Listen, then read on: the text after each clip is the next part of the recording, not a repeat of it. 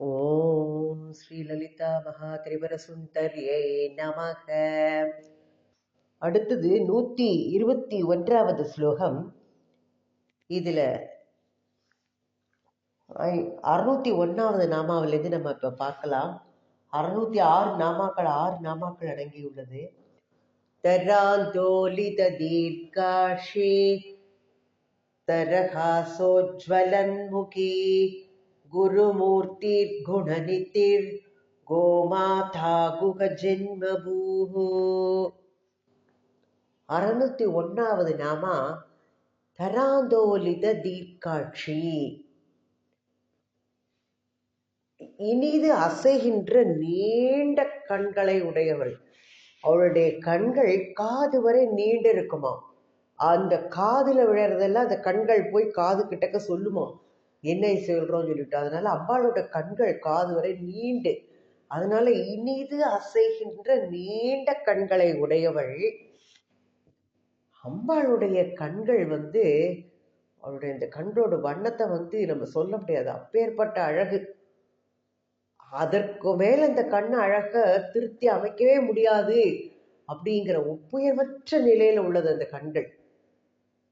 இந்த பிரபஞ்சத்துல தோற்றத்துக்கு அம்பாள் வந்துள்ள மூல பிரகிருதி இருக்கின்ற அம்பாள் எப்பொழுது எப்படி இருக்கா, நிறை நிலை.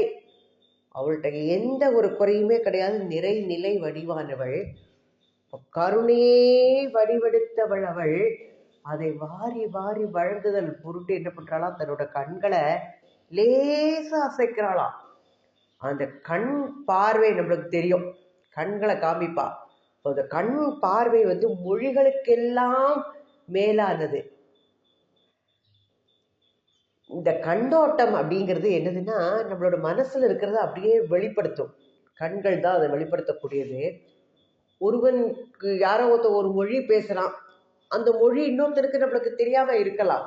ஆனா அந்த கண் பார்வை என்ன பண்ணிடும், கோபம், அச்சம், பொறாமை, வருத்தம் எல்லாத்தையும் அப்படி மன நிலையில என்னெல்லாம் இருக்கோ அதையெல்லாம் அப்படியே வெளிப்படுத்தும். அப்போ லேசா அசைஞ்சு கொண்டிருக்கிற இந்த அம்பாளுடைய நீண்ட கண்கள் உயிர்களை காப்பாற்றும் வடிவ உடையவளாக இருக்கின்றது, அப்பேற்பட்ட பாங்குடையவளாக இருக்கின்றது. அப்போ அந்த கண்களை பார்க்கின்ற போதே நம்மளுக்கு நம்ம மனசுல இருந்து அந்த பயம்ங்கிறது பறந்தோடிடும். நம்மளுக்கு பயங்கிறது எதனால, அஜ்ஞானம். அஜ்ஞானம் இருக்கிறதா பயத்துக்கு மூல காரணம்.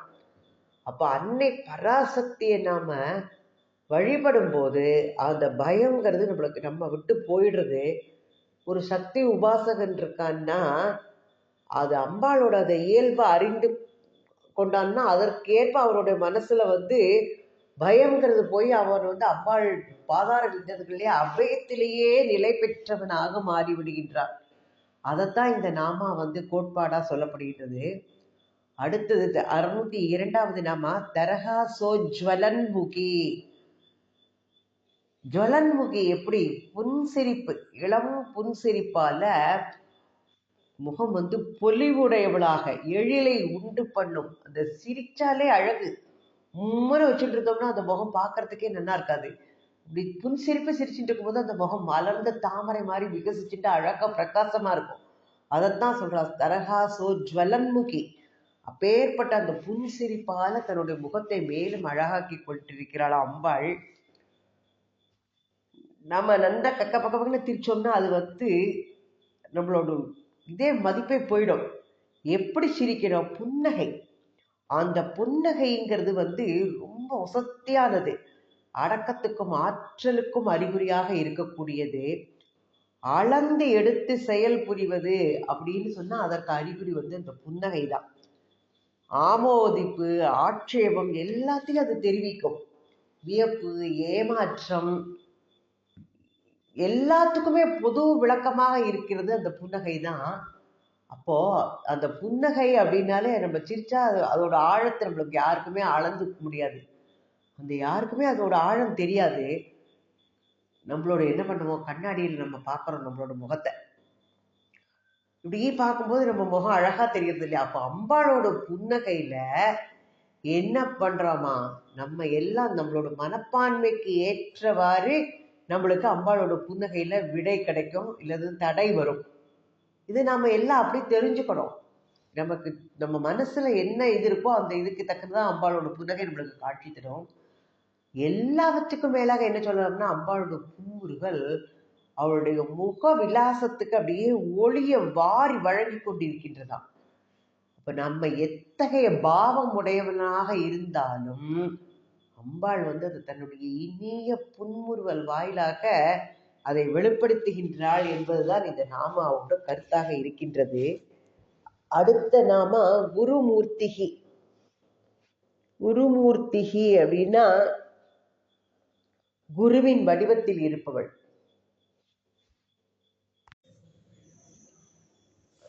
603வது நாமா குருமூர்த்திகி, குருவின் வடிவத்தில் இருப்பவள். இப்போ வயசுல அறிவுல எல்லாம் பெரியவர் இருந்தாலும் வயதிலும் அறிவிலும் வந்து சிறியவராக இருக்கிறவளுக்கு அவர் குருவாகின்றார். அந்தஸ்து அனுபவம் அப்படி இருக்கிறவா அதுல பெரியவர் வந்து அவற்றில் சிறியவருக்கு குரு.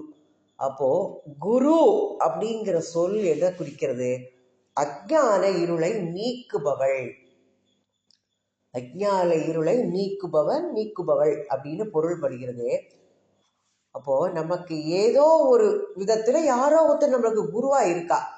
ஒவ்வொரு துறையில ஒருத்தனை பார்த்து அவனை மாதிரி நம்ம ஆகணும் போது அவனை மனசுல வச்சுட்டு குருவா ஏத்துட்டு ஒரு காரியத்தை பண்ணும் போது அப்ப குரு பக்தி ஓங்குவதற்கு ஏற்ப அந்த மந்தமா இருக்கின்ற அந்த தீவிர சாதகனாக மாறி விடுவான்.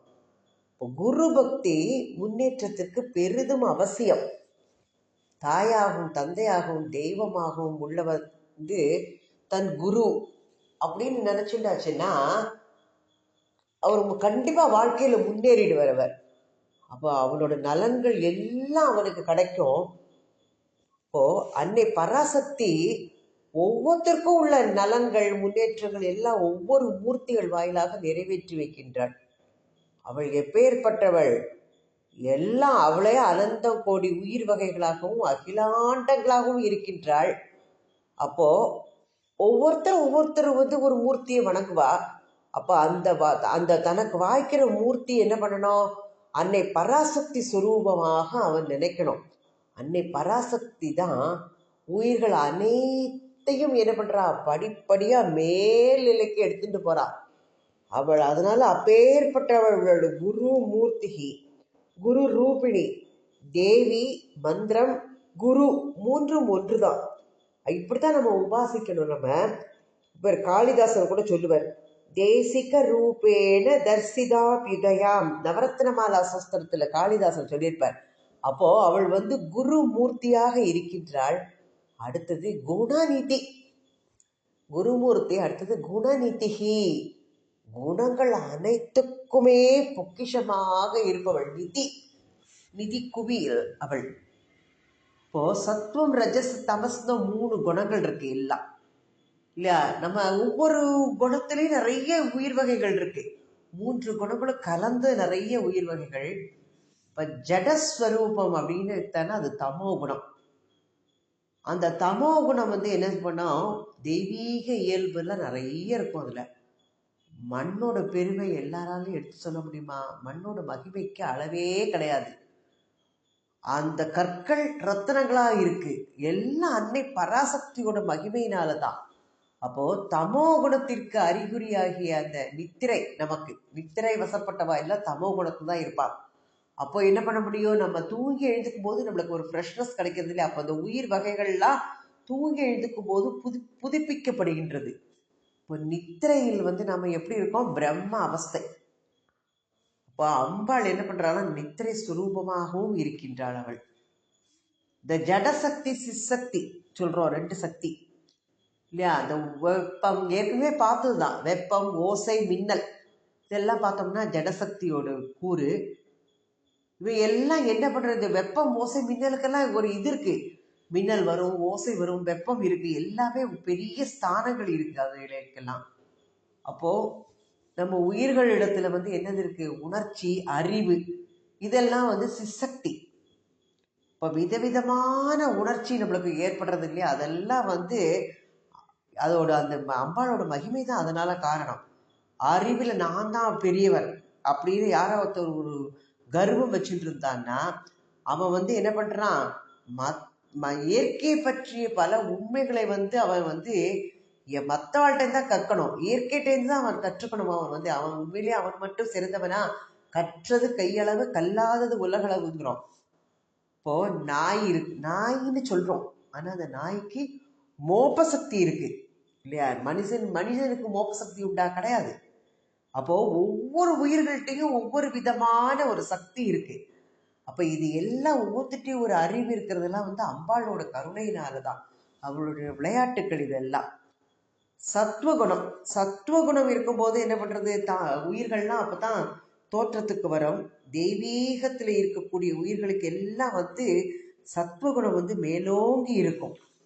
அப்போ யோகி அப்படின்னு பார்த்தோம்னா ஞானி, பக்தன், இவாளுக்கெல்லாம் நல்ல பண்புகள் இருக்கும். இந்த 3 குணங்கள், நல்ல குணங்கள் எல்லாமே இருக்கிறதுவே அம்பாளை ஒரு பாராட்டக்கூடிய ஒரு இதாக்கும். அவளோடதுனால தானே இந்த 3 குணங்களும் நிறைந்து இருக்கு எல்லாமே. ஒன்று சொல்லலாம், இன்னொன்று சொல்லலாம். குணம் அப்படின்னா கயிறு அப்படிங்கிறது ஒரு பொருள் உண்டு குணத்துக்கு. அப்போ நம்மளுக்கு ஒரு பிரளயம் வருது, ஜல பிரளயம். அப்போ மனுவுக்கு கயிறா இருந்து அம்பாள் துணை புரிந்தாளாம். நம்ம பார்க்கும்போது நாராயணத்துல பார்த்துருக்கோம், அந்த மனுவிட்ட பகவான் சொல்றாரு, நீ உயிர்கள்லாம் ஒடுங்கி இதாகும் போது அப்ப அந்த கயிற்று மூலமா அவள் ஒரு ஓடத்துல இது பண்ணி ஏறி சீடு ஃபார்ம்ல அப்ப அதெல்லாம் அம்பாள் பெருந்துணை பண்றாளாம். அப்போ எல்லா இந்த உயிர் வகைகள் எல்லாம் என்ன பண்ற, ஒரு சீடு ஃபார்ம்ல பகவான் ஒரு தோணியில வச்சிருப்பார். அப்போ உயிர் வகைகளோட மாதிரிகள் எல்லாம் அடங்கிய ஒரு தோணிய மத்ஸ்யாவதாரமா பகவான் தோன்றும் போது அந்த பரமனோடு இணைத்து வைப்பதற்கு எது ஒரு பெரிய கயிறு உறுதுணையா இருந்தது, எது கயிறு ஸ்வரூபமா இருந்த அம்பாள் தான். அப்போ சக்தியோட துணை இல்லைனால் இந்த பிரபஞ்சத்துல எச்செயலுமே நிகழாது. இதை எல்லா காரணங்களையும் முன்னிட்டு தான் அம்பாள் குணநிதி என்று போற்றப்படுகின்றாள். அடுத்தது நாம 6 நாம பார்த்துட்டோம். அடுத்த ஸ்லோகத்துல பார்க்கலாம். நம்ம இதுல இல்லை, இதுல 605வது நாமா கோமாதா. 4 நாமாக்கள் பார்த்திருக்கோம். 5வது நாமா கோமாதா, பசு. பசு என்னும் தாயாக இருப்பவள் அம்பாள். பசு அப்படிங்கிற ஒரு தாய் எப்படி பண்றான்னா, தான் இறக்கும் வரை மற்றவளுக்கு எல்லாருக்கும் பாலை கொடுத்துட்டே இருக்கா. அவள் பசுக்கள் எல்லாம் தாயாகிய யாரு, காமதேனு. காமதேனு எல்லா பசுக்களுக்கும் தாயாக போற்றப்படுகின்றாள். அவள் அம்பாளோட அம்சம். காமதேனு இருக்கிற இடத்துல எல்லாம் என்ன நினைக்கிறோமோ அதெல்லாம் வேண்டியவாறு நம்ம பெற்றுக்கலாம். எந்த உணவு வேணும் நினைக்கிறோமோ அதெல்லாம் வேண்டியவாறு எல்லாம் நம்ம உணவை பெற்றுக்கொள்ளலாம். அதன் தலை மானுட வடிவிருக்கும், கொம்புகளும் கால்களும் விலங்கோடு பாங்குல 2 சிறகுகள் பறவையின் அமைப்பிலும் விளங்குவதால உயிர்கள் அனைத்திற்கும் அது உணவூட்ட வல்லது அப்படின்னு காமதேனு அப்படிங்கிறது அதோட அந்த இதுலயே தெரியுது நமக்கு. கோ அப்படின்னு சொல்லுவது என்னன்னா ஜீவாத்மா. நம்ம சொன்னோம் கோபாலன் அப்படின்னு சொல்றோம், ஜீவாத்மன். கோபாலன் அப்படின்னா ஜீவாத்மனை காப்பாற்றுபவன், கோவிந்தன் அப்படின்னு சொல்லலாம். கோவிந்தன் அப்படின்னா என்னது, ஜீவனை எல்லாம் அறிந்து கொள்பவன். கோபாலன்னா ஜீவனை காப்பாற்றுபவன். கோமாதா அப்படின்னா ஜீவனை பெற்றெடுத்து வளர்த்து வருபவள். இப்படியெல்லாம் பொருள் இந்த வார்த்தைகளுக்கு.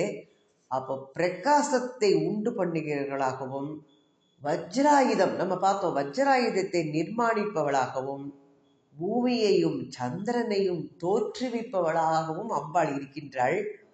எப்படிலாம் இருக்கா, நீர்மயமா இருக்கா, 10 திக்குகளா வியாபித்திருக்கா. சத்தியஸ்வரூபியான அவள் அக்னியையும் சொல்லையும் தோற்றுவிக்கிறாள். எல்லா பொருள்களையும் பண்ணுகின்ற அவள் கோமாதா என்ற நாமத்தில் இது எல்லாமே அடங்கி இருக்கின்றது. அடுத்த நாம குக ஜென்மபூகு. குகனுக்கு ஜென்மபூகு, ஜென்மம் கொடுத்தவள், ஸ்கந்தனுக்கு பிறப்பிடமாக இருப்பவள். கார்த்திகேயன் யாரு? குமார கடவுள், இளைய குமாரன், சிவனுடைய இளைய குமாரன் யாரு? கார்த்திகேயன் முருகப்பெருமான். குகன்கிற பெயரும் அவனுக்கு உண்டு.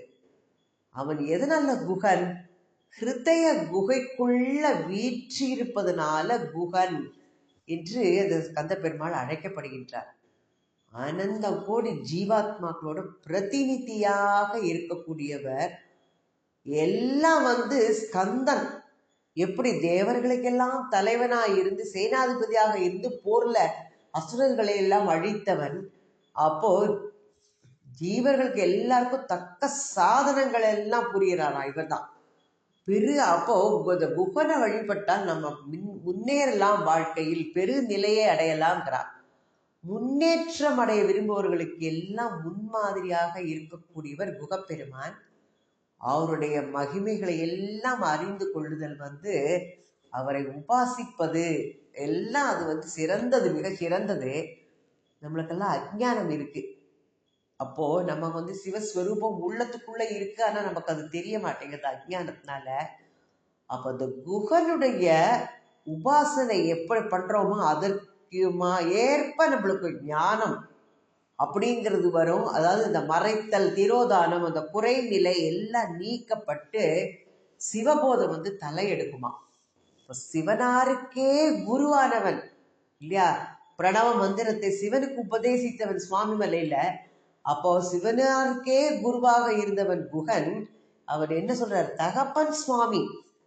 இப்போ மைந்தனையே சிவனார் என்ன பண்றார்? தன்னுடைய குருவாக ஏற்றுக்கொண்டது. நம்ம நம்மளும் எந்த நிலையில கீழ் நிலையில இருந்தா கூட அந்த குகன் மூலமா குருவா ஏற்றுக்கொண்டு நம்ம எல்லா பெரு நிலையை அடைய முடியுது. நிச்சயமா அதுதான் சாத்தியம் அப்படிங்கிறது. அதுக்காகத்தான் இந்த தத்துவ நிலை சிவனாருக்கு பாடம் சொல்லி கொடுக்கறது, குருவா வைக்கிறது அப்படிங்கிறதுலாம் நமக்கு அந்த நிலையை நம்ம பெரு நிலையை அடைவது சாத்தியம்ங்கிறதை எடுத்துக்காட்டுவதற்காகத்தான். இப்ப நம்ம குகனை உபாசிப்பதன் மூலம் சிவனிடத்தில் இரண்டரை கலந்து கொள்வதற்கு நம்மளுக்கு சக்தி கிடைக்கிறதாம். அம்பாளோட அருளை பயன்படுத்தி நம்ம எல்லாருமே குகஸ்வரூபமாகலாம் அப்படிங்கிறதா இந்த நாமாவோட கோட்பாடு. ஏன்னா குக ஜென்ம பூகு, நம்ம எல்லாரையுமே படைத்தவள் அம்பாள். அப்போ குகன் மாதிரி நாமளும் அம்பாளுக்கு ஒரு குழந்தைகள். அப்போ அம்பாள் நம்மளோட தாய், கருணை உள்ளவள். அதை பயன்படுத்தி நாம எல்லாருமே குகஸ்வரூபத்துக்கு மேன்மை விடலாம் அப்படிங்கிறத இந்த நாமாவோட கோட்பாடா இருக்கு. அடுத்தது 122வது ஸ்லோகம். தேவே ஸ்ரீதண்ட நீதிஸ்தா தகராகாசரூபிணி பிரதிபன்முக்ய ராகாந்த திதி மண்டல பூஜிதா. என்ன இதா இருக்குன்னா, தேவேசி, தேவர்களுக்கெல்லாம் ஈஸ்வரியாக இருப்பவள். 607வது நாமா, தேவர்களுக்கு எல்லாம் தலைவியானவள், ஈஸ்வரியாக இருப்பவள். நம்ம மக்களோட மேலான நிலையில இருக்கிறவா தேவர்கள். அவர்கள் ஆனா பெருநிலையை, ரொம்ப பெருநிலையை எட்டியவர்களானா இல்ல, மேலான பெருநிலை, முடிந்த பெருநிலையை அவளுக்கு முடியல இன்னும்.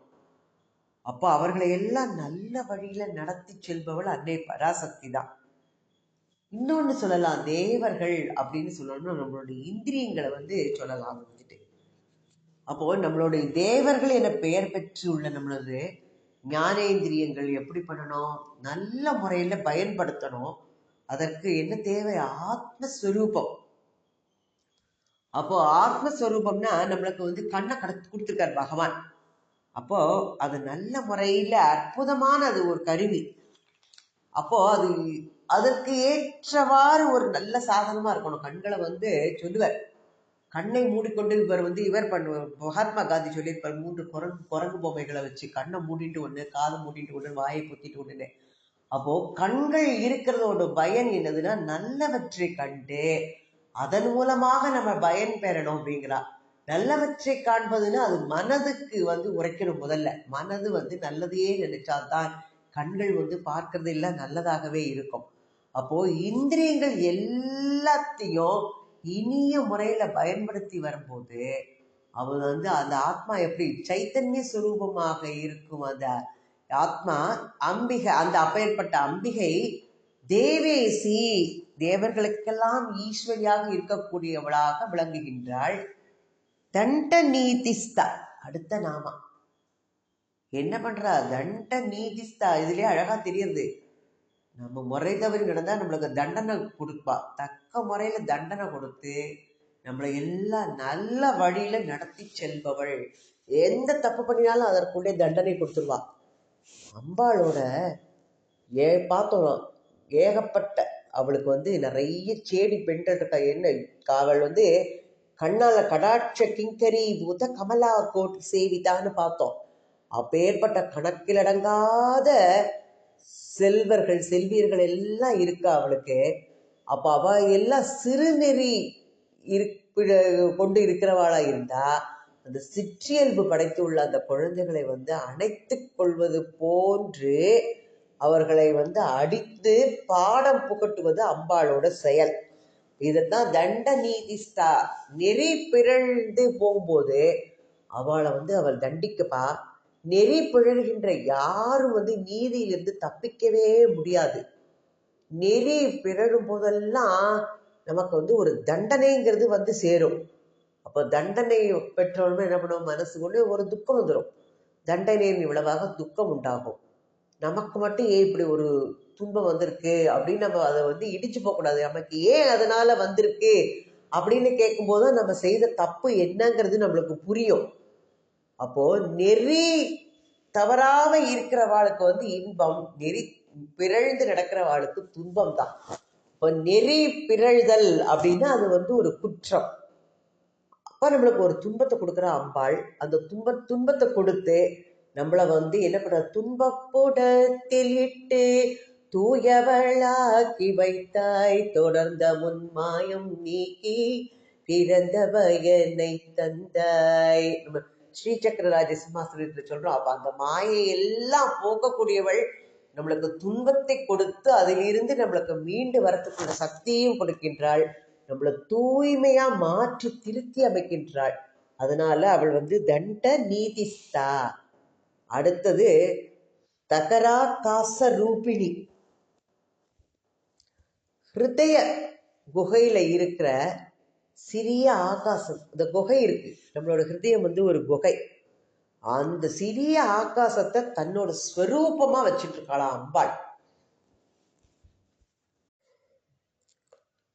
ஹிருதய குகையில இந்த சிறிய ஆகாசத்தை வந்து தன்னுடைய ஸ்வரூபமாக கொண்டிருப்பவள். அப்படின்னா நம்மளோட உடலே ஒரு ஆலயம், அதன் உள்ள அந்த நம்ம ஹிருதயம் வந்து கற்ப கிரகம்.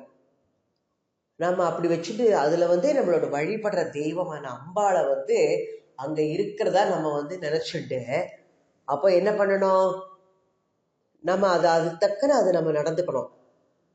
ஒரு துளி ஜலமும் அகண்டமா உள்ள கடலும் வந்து எப்படி, எல்லாம் ஒன்றுதான், தண்ணி தான், எல்லாமே தண்ணி தான். அப்போ சூஷ்மமா இருக்கும் மகா ஆகாசம் வந்து எப்போதும் அதுக்கு பிளவே கிடையாது. ஆகாசங்கிறது எப்போதும் ஒரேதான் பறந்து விரிந்து இருக்கக்கூடியது. அது வந்து எந்த பொருளாலையும் அதை பிளவுபடுத்த முடியாது. ஒரு குடம், அந்த குடத்துக்குள்ள வெளியே எங்கும் இருக்கிறது வந்து மகா ஆகாசம் தான். எந்த இடத்துலையும் அதுக்குள்ளேயும் ஒரு குடமா பண்ணினோம்னா ஒரு இதை அதுக்குள்ளேயும் ஆகாசம் தான். அப்போ அது குடத்துக்கு வெளியிலையும் ஆகாசம் தான். அப்ப கட ஆகாசமாக தென்படுறது அப்படின்னா அதுவும் மகா ஆகாசம் தான். அதற்கு நிகராக உள்ளதான் தகராகாசம். அப்போ இந்த ஹிருதய குகையில வெற்ற வெளியாக தகராகாசம் அப்படிங்கிறத நம்ம உணர்ந்தோம்னா அவனுக்கு நம்ம சித்தாகாசம்ங்கிறது புரிபடுமா. இது கொஞ்சம் தத்துவமா இருக்கும், மனசுக்குள்ள நம்ம அந்த ஹிருதய குகையில் அப்படியே நினைச்சு பார்க்கணும் அந்த இதுல. அப்போ தகராகாசம் தான் நிஜஸ்வரூபம் அப்படிங்கிறது வந்து நமக்கு வந்து உள்முகமா நம்ம இதை திருப்பி நம்ம வந்து தியானம் பண்ணும்போது நம்மளுக்கு இதெல்லாம் புலப்படும். அம்பாள் வந்து தகராகாசமாகவும் இருக்கா, மகா ஆகாசமாகவும் இருக்கின்றாள். அவள் தான் எல்லா இடமும், அவள் தான். ஒரு எறும்பு இருக்கு, அதுக்குள்ள ஒரு ஹிருதயம் இருக்குன்னா அதுலயும் தகராகாசம் தான். மானிடன் நம்மளோட மனுஷன் இருக்கு, நம்மளோட உள்ளத்துல இருப்பது தகராகாசம். அப்ப எல்லா இடத்துலயும் நீக்க வரை இருக்கக்கூடியவள் அம்பாள். தகராகாசம் அவள் தான். அடுத்தது மகா ஆகாசம், எல்லாமே அவள் தான். யானைக்குள்ளேயும் அதே தகராகாசம் தான் இருக்கு, எறும்புனாலும் அதே தான். அப்போ சிதாகாசம் அப்படின்னா அது சிறியதா பெரியதா எப்போதும் ஒண்ணுதான். அது அது எப்போ எந்த உருவத்துக்குள்ள இருக்கோ அந்த உருவத்துக்குள்ள நம்ம அதை வச்சுக்கிறோம். அப்போ அம்பாள் தன்னில் தானாக இருக்கின்ற அந்த சிதாகாசம், அதுதான் என்னது, சிதம்பரம். அந்த சிதம்பரமாக அம்பாள் இருக்கின்றாள் அப்படிங்கிற நாமா தான் இந்த தகராகாச ரூபிணி அந்த கோட்பாட்டில் அமைந்திருக்கின்றது. அடுத்த நாமா பிரதிபன் முக்கிய ராகாந்த திதி மண்டல பூஜிதா. இப்ப பிரதமையிலேருந்து பௌர்ணமி வரைக்கும் எத்தனை இது இருக்கோ அந்த திதிகளினால பூஜிக்கப்படுபவள் அம்பாள். அமாவாசைக்கு அடுத்த நாள் பிரதமை, 15வது நாள் பௌர்ணமி. இப்போ அம்பாள் என்ன பண்றாளா, தன்னோட உபாசகர்களுக்கு என்ன பண்றா, அம்பிகை உபாசகர்களுக்கு இந்த திதிகள் எல்லாம் புண்ணியமானவை நாட்கள். எல்லா நாட்களுமே அவளுக்கு நல்ல நாள் தான். ஒரு அலை தோன்றுறது, அது உருண்டோடும் போது என்ன பண்றது, அது உண்டு பண்ற மேடும் பள்ளம் எல்லாம் அதுவும் அதை சேர்த்து அடிச்சுன்னு போயிடும், அதுவும் உருண்டு போடும். அப்ப அதன் திருப்பி வரும், திருப்பி போகும். அப்ப அலைகள் உருவெடுத்து என்ன பண்ணும், திருப்பி மறையும். அப்ப வழிபாட்டுக்கு திதிகளை என்ன பண்ணணும், ஒன்றன் பின் ஒன்றாக கணக்கில் எடுத்துக்கொள்ளும் போது நம்மளுக்கு அந்த வல்லமை, இந்த திதியோட இது கூடிண்டே போகும்போது வல்லமையும் நம்மளுக்கு ஜாஸ்தியாயிட்டே இருக்குமா. இப்போ திதியோட எண்ணிக்கை வழிபாட்டுல தான் பக்தியோட வேகம்ங்கிறது வளர்றதாம். நம்மளுக்கு எந்த திதி வலுவடைவதற்கு ஏற்றதா உள்ள திதிகள் எல்லாமே அம்பாள் தான் இருக்கா எல்லாத்துலயுமே. அபிராமி பட்டர் என்ன பண்ணினார், அமாவாசை எண்ணிக்கை என்ன திதின்னு கேட்டபோது, ஏன்னா மனசுக்குள்ள பௌர்ணமி திதி அம்பாளை பூஜை பண்ணிட்டு இருக்கிறதா அவர் கண்டுட்டு இருக்கார். மன்னர் கேட்ட போது என்ன சொல்லிடுறார், பௌர்ணமின்றார். அம்பாள் அந்த திதிக்காண்டி தன்னோட தாடங்கத்தை கழட்டி போட்டு பௌர்ணமி நிலவா பிரகாசிக்க பண்ணினான். அப்போ அந்த ஆத்ம சாதகன் தனக்கு எந்த திதி வலுவுடையதற்கு ஏதுவா உள்ள திதிகள் எல்லாவற்றிலுமே அம்பாள் இருக்கின்றாள் என்பதை உணர்ந்து கொள்வான் அவன். அதுதான் இந்த நாமாவோட கருத்தாக இருக்கின்றது. அடுத்த நாமா பார்த்தோம்னா அதுல 4 நாமாக்கள் முடிந்தால் பார்த்து விடலாம். கலாத்மிகா கலாநாதா காவ்யாலாப விமோதினி சச்சாமர ரமாவாணி சவ்ய தட்சிண சேவிதா. கலாத்மிகா, கலைகளோட வடிவத்தில் இருக்கக்கூடியவள். அக்னிக்கு ஒரு பெயர் என்ன, சப்த ஜிக்வா, 7 நாக்குகள் கொண்டது அக்னி. அதான் சப்த ஜிக்வான நாக்கு, சப்தம் 7. அது அப்படிப்பட்ட நாக்குகள் கொண்டது. ஆனா அதுக்கு எத்தனை கலை இருக்கு, 10 கலைகள் இருக்கு. சுடர் விட்டு எரியும் போது 7 கொழுந்துகள் அதுல தெரியும். அதனால்தான் அது சப்த ஜிக்வா. அது 7 கொழுந்து புகை மயமா இருக்கிறது, தெளிந்த சுடரா இருக்கிறது, சாம்பலினுள் மறைந்து கிடக்கிறது, எல்லா அக்னியோட ஒரு கலை. இப்போ வானத்தில் சஞ்சரிக்கிற சூரியனுக்கு 12 கலை, சந்திரனுக்கு 16 கலை. அப்போ இந்த வித்தைகள் எல்லாம் சௌந்தர்யங்களில் பார்த்திருப்போம், 64 கலைகளாக அம்பாள் பரிணமிக்கின்றாள். 64 கலை ஞானங்களாக இந்த கலைகள் வித்தைகள் எல்லாம் பிரிக்கப்பட்டுள்ளது. ஜாக்கிரதம், ஸ்வப்னம், சுஷுப்தி அவஸ்தை, அதுலேயும் மனிதனோட கலைகள் வெவ்வேறு வடிவத்தில் எடுக்கின்றது. சக்தியோட ஆதிக்கம் எங்க இருக்கு, ஜாக்கிரத அவஸ்தையில முன்னணியில இருக்குமா. உணர்ச்சியை பெறுதல், நினைவு இருக்கிறது, சித்த விருத்தி எல்லாம் ஜாக்கிரத அவஸ்தையோட கலைகள் சொல்லப்படுறது. இந்த 3 குணங்களும் ஜாக்கிரத அவஸ்தையில பல பல வடிவில் பல பல பாங்கல வடிவெடுக்கின்றதாம். சொப்ன அவஸ்தையில என்னதுன்னா இருக்கு, ஆசைப்படுறது, மயங்குவது, ஞாபகத்தில் வைத்துக் கொள்ளுதல், நம்ம சிந்தை செயல் புரியுது அப்படிங்கிற கலைகள் எல்லாமே அதுல இடம்பெற்றிருக்கு. அதுல சிவம் சக்தி 2 ஸ்வரூபங்கள் இருக்கா, ஆதிக்கமாவா 2 பேரும். சுஷுப்தியில என்னெல்லாம் இருக்கு, மரணம், ஞாபகமின்மை, மூர்ச்சை, இதெல்லாம் அதோட கலைகள். அப்ப சிவம் மட்டும் அங்க இருக்கு. இப்படி விதவிதமான கலைகள் மயமாக அம்பாள் இருக்கின்றாள். அதனால தான் அவளை கலாத்மிகா. அடுத்தது கலாநாதா. கலாநாதா, நாதம். கலா நாதன் தான் யாரு? தலைவன். கலைகளுக்கெல்லாம் தலைவியாக இருப்பவள். நம்ம ஒரு குடும்பத்துக்கு ஒரு தாய் தலைவியா இருக்காள்னா அவ தன்னோட குடும்பத்தை தான் வேறு, தன் குடும்பம் வேறுன்னு நினைப்பாளா? இல்லையா? அப்போ சரியா உருவம் எடுத்திருக்கின்ற அந்த குடும்பத்துல உள்ள ஒவ்வொரு அங்கத்தினருக்கும் ஒவ்வொரு பொறுப்பு இருக்கு. அவளுக்கு ஒரு கடமை இருக்கு இல்லையா? அந்த பொறுப்பை அவ செய்யணும் கரெக்டா. இப்ப யார் இடத்துல எந்த எந்த பொறுப்பை ஒப்படைக்கிறது அப்படின்னு நாம ஒரு தீர்மானம் பண்றோம். இதுல அவன் சிறந்தவனா இருந்தா அதுல அந்த அந்த பொறுப்பை ஒப்படைக்கணும். அப்போ அன்னை அதெல்லாம் தீர்மானம் பண்றாளாம்.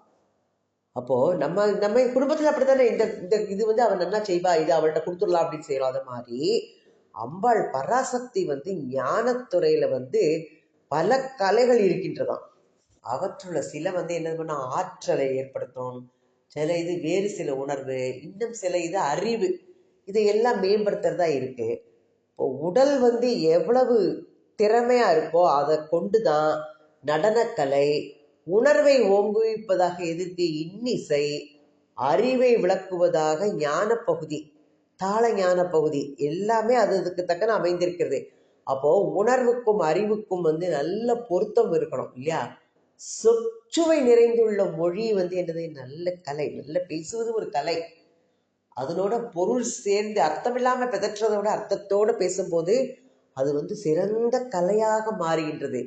அப்போ இனிமையும் மேன்மையும் ஒன்று சேரும் போது அது இனிமையா பேசும்போது அதுவே ஒரு சிறந்த மொழி அமைப்பா மாறுறது. இயல், இசை, கூத்து இந்த மூன்றும் முறையா இருக்கும்போது அதுல ஆற்றல், அன்பு, அறிவு எல்லாம் வெளிப்படுகின்றது.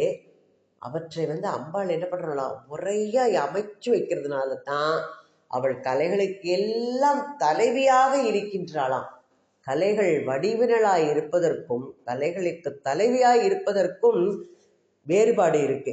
கலைகளை உருவாக்குறது மட்டும் இல்லை, அந்த கலைகளுக்கிடையே நல்ல பொருத்தத்தை ஏற்படுத்தி அப்படி தலைமை வகிப்பவர்களுக்குத்தான் அது சாத்தியமாக மாறும். அம்பாள் அப்பேற்பட்டவளாக இருக்கின்றாள், கலாநாதா. அடுத்தது காவ்யா லாப வினோதினி. காவியங்கள், அம்பாளை பத்தி இந்த காவியங்கள்லாம் சொல்லும் போது அதோட விளக்கத்துல அவளுக்கு ரொம்ப சந்தோஷம் அடையக்கூடியவள். ஒரு கவிதை காவியமா நிறை நிலையில் இருக்கும்போது முற்று பெறும்.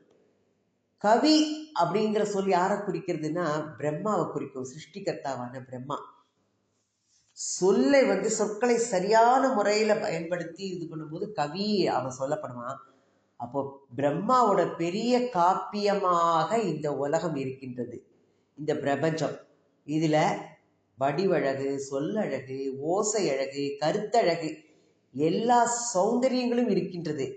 வால்மீகி மகரிஷி என்ன பண்றா? அவள்லாம் காவியங்கள் படைத்தவள். அதெல்லாம் ஒரே நிறைய மகிமைகள், ஒரே பாங்கல எல்லாமே இருக்கு. அதுல சொல் குற்றங்கிறதையே பார்க்க முடியாது. அப்போ நம்ம தான் அந்த அதுக்கு ஏற்றா போல அந்த பதங்களை பொருத்தமான இதுல பயன்படுத்திக்கிறோம். அப்ப இந்த காவியங்கள் அமைந்துள்ள சொற்சுவை எப்படிப்பட்ட ஆனந்தத்தை கொடுக்கின்றது. அதோட பொருள் உணர்ந்து படிக்கும் போது ஆனந்த கொடுக்கிறதாக இருக்கின்றது. அத்தகைய காவியத்திற்கு பணிவிடை செய்கின்ற இதுல இன்னிசை, இந்த காவியங்கள் எல்லாம் படிச்சா அதுல இன்னிசையா வடிவெடுத்து பாடுனா அது இன்னும் அழகா இருக்கும். அப்போ மேன்மையான அந்த இசையினால அந்த கவிதை இன்னும் சிறப்புற்று விளங்கும். ராகங்கள்ல என்ன பண்றது, உணர்ச்சி, கருத்து இதுக்கு ஏற்றவாறு அந்த ராகங்களை நம்ம பாடும்போது அதனால ஆனந்தம் பன்மடங்கு பெருகுமா. அதுல பொருள்சுவை அர்த்தமும் இருந்துட்டான்னா ஆஹா ஆஹா அப்படின்பா எல்லாரும், பேஷ் பேஷ் அப்படின்னு சொல்ற மாதிரி. அப்போ இந்த பொருள் எல்லாம் பெரிய பொருளா இருக்கிறது யாரு? பரம்பொருள். அவளுக்குன்னே ஒரு காவியத்தை பொருத்தமா ஆரம்பிச்சு அதுல நிறைமொழி அப்படின்னு சொன்னா அது ஆப்த வாக்கியம். இப்ப எல்லாம் இனிமையா இணைஞ்சு அதை ரசிக்கின்றவர்கள் சரியான முறையில இருந்தா அதை ஒரு ஆராதனையா நடத்துவா. கண்ணனோட புல்லாங்குழல் இசை அப்படியே ஓசை, அப்படியே நாத பிரம்மம். அது எல்லாரையும் கவர்ந்து இழுக்கக்கூடியது. அப்போ அவளோட கீழ்மை புத்தியெல்லாம் அதை கேட்கும் போது தன்னால அது அவள்கிட்ட விலகி போயிட்டுருது. ஆத்மஸ்வரூபம் அந்த கோபியர்கள்லாம் அடைஞ்ச பேரு, அந்த கோபியர்களுக்குள்ள பகர முடியாத அதீத நிலை, பரமானந்தம் அவள்லாம் அடைஞ்சா. அத்தகைய நிலையில அம்பாள் எப்பொழுதுமே இருக்கின்றாளாம். சொற்சுவை, பொருட்சுவை, ஆலாபனம் எல்லாம் எங்க இருக்கு? அனுபூதி நிறைந்த பாடல்கள்ல பரமஹம்ச தேவர் பாடின பாடல்கள் எல்லாம் இருக்கு. இந்த ஆலாபனம்ங்கிறது உச்சநிலை அடையும் போது அது சமாதி. அப்போ எந்த இடத்துல இந்த ஆலாபனம் நிற்கப்படுகின்றதோ அந்த இடத்திலே இருந்து அது அந்த சமாதியிலேருந்து கீழே வந்தோம்னா அது ஓசை. அதுவுமே ஒரு வித கலை. அப்போ இந்த காவியங்களை எல்லாம் முறையா விளக்கும் போதுதான் அதுல எந்தெந்த விதமான ஆனந்தங்கள் இருக்கு அப்படிங்கிறதுக்கு நம்மளுக்கு இந்த பரமஹம்சர் அடைந்த ஆனந்தமே ஒரு சிறந்த சான்றாக இருக்கின்றது. அம்பாளோட உபாசனையில அவர் பெரிய நிலை. அப்பேற்பட்டவர் ராமகிருஷ்ண பரமஹம்சர் அப்பேற்பட்ட நிலையை அடைந்தார். அவர் உச்ச நிலை. அம்பாளாவே அவர் மாறி அமைந்துட்டாராம். ஓ சிருஷ்டி, ஸ்திதி, சம்ஹாரம், திரோதானம், அனுகிரகம் எல்லாம் 5 விதமான தொழில்கள் அம்பிகைக்கு ஒரு காவியமா இருக்காம். அப்ப தாள ஞானம் இருக்கு. தக்க காலங்கள்ல இந்த இயற்கைகள்லாம் படைச்சு எல்லாவற்றையும் வளர் செய்கிறாள். அது எல்லாமே ஒரு அதுலயும் ஒரு கலை இருக்கு. இந்த பிரபஞ்சத்துல எந்த பொருள் எங்க இருக்கணும் அப்படிங்கிறதே மாற்றி அமைக்கிறதே அது ஒரு கலை. அது அம்பாளோட ஒரு பேராற்றல், ஒரு சிறந்த கலையாக இருக்கின்றது. நம்மள உயிர் வகைகள்லாம் திரோதானம் மறைத்து வைக்கிறது அப்படின்னா அதுவும் அப்புறம் பக்குவமா எந்த சமயத்துல அது வெளிக்கொணரணுமோ அதை வெளிக்கொணருமா, அதுவும் ஒரு கலை. எல்லாம் சிறந்த அனுகிரகம். அம்பாளோட காரியங்கள் எல்லாமே பற்பல கலைகளாக இருக்கின்றது. இவை எல்லாவற்றையும் அம்பாள் என்ன பண்றா? தன்னுடைய மகிமைக்கு ஏற்ற பாங்குல அதை ஆலாபனம் பண்ணி கொண்டிருக்கிறாளாம். எது எப்படி இருக்கணும்னு அவளுக்கு தான் தெரியும். அப்பேற்பட்டவள் அவள். அடுத்தது சச்சாமர ரமாவாணி சவ்ய தட்சிண சேவிதா. இந்த நாமா என்ன? சச்சாமர ரமாவாணி என்ன பண்றாளாம்? திருமகளும் கலைமகளும் அம்பாளுக்கு ஒரு சாமரம் வீசுறா நல்ல. அப்போ பணிப்பெண்களா இருக்காளாம் அவ 2 பேரும். திருமகளும் கலைமகளும் அம்பாளோட ஆதிபராசக்தியுடைய முன்னிலையில. அப்போ செல்வமும் கல்வியும் ஒன்று போல சேர்ந்திருந்தால் அது ரொம்ப அரிதா இருக்கும். உலகத்துல நம்ம பார்க்கணும். அந்த இடத்துல செல்வமும் இருந்து கல்வியும் இருந்துன்னா ரொம்ப மேலான இது அது. இப்போ இந்த 2 தேவியர்களும் என்ன பண்றா? சந்தோஷமா ஒன்று கூடி இருந்து அம்பாளுக்கு பணிவிடை செய்யறது மூலமா அவளுடைய மகிமை நம்மளுக்கு வெளிப்படுறது. அம்பாளோட அருளுக்கு பாத்திரமானவர்களிடம் என்னதெல்லாம்? செல்வமும் கல்வியும் சேர்ந்தே அமையுமா. செல்வம் படைத்தவனிடத்துல நல்ல கலைஞானம் அமைந்திருக்குமானால் அந்த கலைஞானத்தை அவன் என்ன பண்ணுவான்? மக்களுக்கெல்லாம் நல்ல பயன்படும்படி செய்யறதுக்கு அவனோட செல்வம் அது சிறந்த உதவிகரமா இருக்கும். இப்போ இறைஞானிகிட்ட அவன்கிட்டையும் அவனோட இதுக்கு ஏற்றவாறு கலைகளும் செல்வமும் அவனுக்கு ஏற்றவாறு அமைகின்றது. அப்போ பொருளும் அருளும் இருந்தால் அது பரஞானத்திற்கு பணிவிடை செய்ய உதவும். அர்த்தநாரீஸ்வரர் நம்ம பார்க்கிறோம். சிவனாரோட இடப்பகத்துல அம்பாள் இருக்கின்றாள். இப்ப செல்வத்தோட பணிவிடை எல்லாம் எங்க இருக்கு? பிரகிருதியோட ஆதிக்கத்திலேயே நின்று விடுகின்றது. அப்படிங்கிறத அம்பாளுக்கு வலப்பக்கத்துல சேவை செய்யும் கலைமகள் எடுத்து சொல்றா. அப்போ எல்லா கலையும் நன்கு பயன்படுத்தும் போதுதான் அது இந்த பிரபஞ்ச வாழ்விற்கு பெரிதும் உதவி பண்ணுவதாக அமைகின்றது. நம்ம திரவியம் நாட்டம் மட்டுமே கூடாது, வித்யா நாட்டமும் வேணும். அந்த வித்யா நாட்டத்தை அந்த திரவிய நாட்டத்தை வித்யா நாட்டமாக மாற்றி நம்ம படிப்படியா முன்னேறி போகணும். உச்ச நிலைக்கு நம்ம போகும்போது அந்த கலை ஞானம்ங்கிறது நம்மள்கிட்ட பரஞானமாக பிரகாசிக்குமா. அதனால இந்த ஏராளமாக இந்த குவியிற செல்வம்லாம் இந்த லோக வாழ்க்கைக்கு மட்டும்தான் பயன்படும். இந்த பொருள் நாட்டத்தை நாம என்ன பண்ணணும்? இந்த உலகத்துக்கு மட்டும்தான் பயன்படுங்கிறத உணர்ந்துட்டு அருள் நாட்டம் பெறுவதிலும் நம்ம முன்னணி நிலையில இருக்கணும். அருள் நாட்டத்தையும் அம்பாளுடைய அருளை பெறுவதிலும் நம்மளுடைய பொருளை நீட்டுறதில் மட்டுமே நேரத்தை செலவழிக்காம அம்பாளோட அருள் நாட்டம் பெறுவதிலையும் நம்மளுடைய நேரத்தை செலவழிக்க வேண்டும். அப்படி செய்து பழகும் போது நம்மளுடைய நிலை மென்மேலும் முன்னேறும் அப்படின்னு சொல்றா. இதான் இதோட 123வது ஸ்லோகம் முடிவடைந்திருக்கின்றது. இதுவரை 614 நாமாக்கள் பார்க்கப்பட்டிருக்கின்றது. நம்மளால ஓம் ஸ்ரீ மாத்ரே நமக. ஓம் ஸ்ரீ ஆதிபராசக்தி மாதா கி ஜெய்.